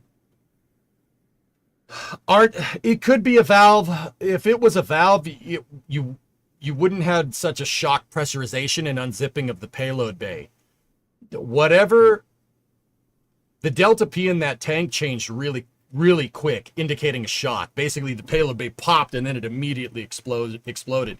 That doesn't happen if you have a broken valve. If you have a broken valve, it shoots out, and it does shoot out at a high speed, but you'd see a gradual pressure ramp right there. You'd see a slight, gradual change in pressure. It wouldn't be a shock change in pressure and blow the top off of the Starship. The pneumatic pressure was enough there to actually rip the top of Starship off, and then it blew up. It went right to its thighs, and then it blew up. So when COPVs go, they go. It's like a grenade going off. It basically is a grenade. It's shooting carbon fiber shards everywhere. And that's what went off inside a Starship's payload bay. If what SpaceX is saying is right. It's all speculation at this point. But yeah, the part about COPVs, that's right. If they go, they go. They go big. It'll pop real fast. Could be a broken valve overpressurized the header tanks that pop would explain the immediate explosion. There's no pneumatic. Why would your COPVs aren't connected to the header tanks, Aqualux? It's autogenous pressurization. The Raptor pneumatic tap off is connected to the tanks. Not the nitrogen goes down to the engines. Yeah, it's Axiom and NASA have put out a statement. No launch on Sunday. Launch is TBD. That's not great. You're a pin and hook system. Booster 9 rollout stream system. Nice, Sky Fox. Can't see me. What are you saying? I'm so tired of seeing the news. SpaceX ship blows up on launch pad. Hey, it's up to that's can't see me. I used to let that stuff bother the heck out of me, dude. It doesn't bother me anymore. You know what that just means? That just means my job is still relevant. We still got to teach more people about this stuff, dude. And there's a lot of people on YouTube and on Twitch that want to learn this stuff. So, hey, the more people we can educate, the better. And that's the best I can do. Because if I paid more attention to that, I would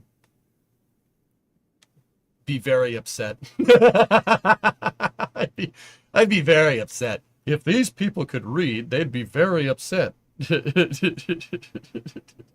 That just tells me my job is not finished. Oh boy. Fun note about COPVs from Lori. What is this? For COPVs are Hold on. both line. All right, let's see what you got here.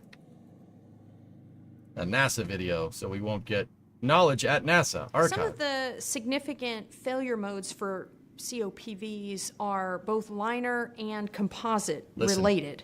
So the liner failure modes that we've actually had failures occur during flight and also during qualification have been things that are associated with fracture control. So those can be things like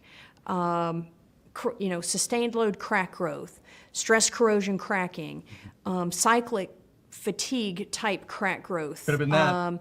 Incompatibility with the fluid that's being stored within the COPV, Nice, Just Space. buckling of the liner. For the composite, there's other failure modes. Those can be, in some ways, more insidious because it is sometimes you don't get notice and they're very difficult to model. So, for example, those could be impact damage that's non-visible. That's my guess.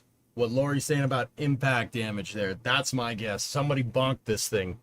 It happens, dude. It happens, and there was no nefarious intent. Probably somebody didn't even notice. It was maybe it was in a box and somebody set it down with a forklift too hard. That would be enough to delaminate a COPV, and you would never be able to tell unless you X-rayed the whole thing.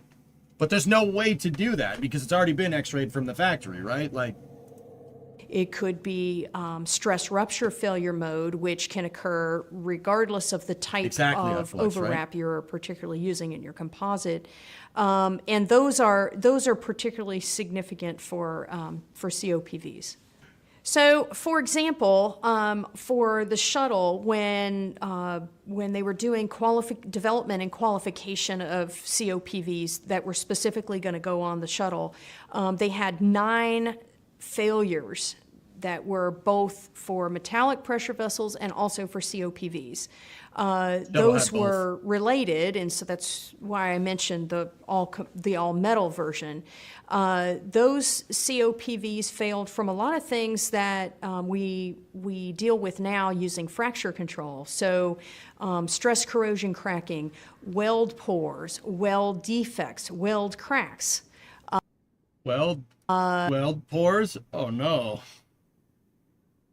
I wouldn't know nothing about that. No, now that I wouldn't know nothing. I don't know nothing about that. My welds aren't porous at all. Also, cyclic fatigue. A lot of these things occurred because the Ti-64 that we were using at that time was kind of new, relatively speaking, and so we weren't terribly confident in our ability to weld. Since then, there's been a lot of advances, but at the time, these failures were occurring because we weren't, the technology was still a little bit immature at that time. In addition to the failures that occurred for shuttle during the development phase, since that time, we've done a lot more looking into COPVs in general and understanding how they fail. One of the failure modes that has become important is stress rupture life. And that stress rupture is the sudden failure of a COPV at typical operating pressures. And we know that this occurs, and we can make this failure mode occur in the laboratory. Fortunately, it has not occurred on any flight project, but it could.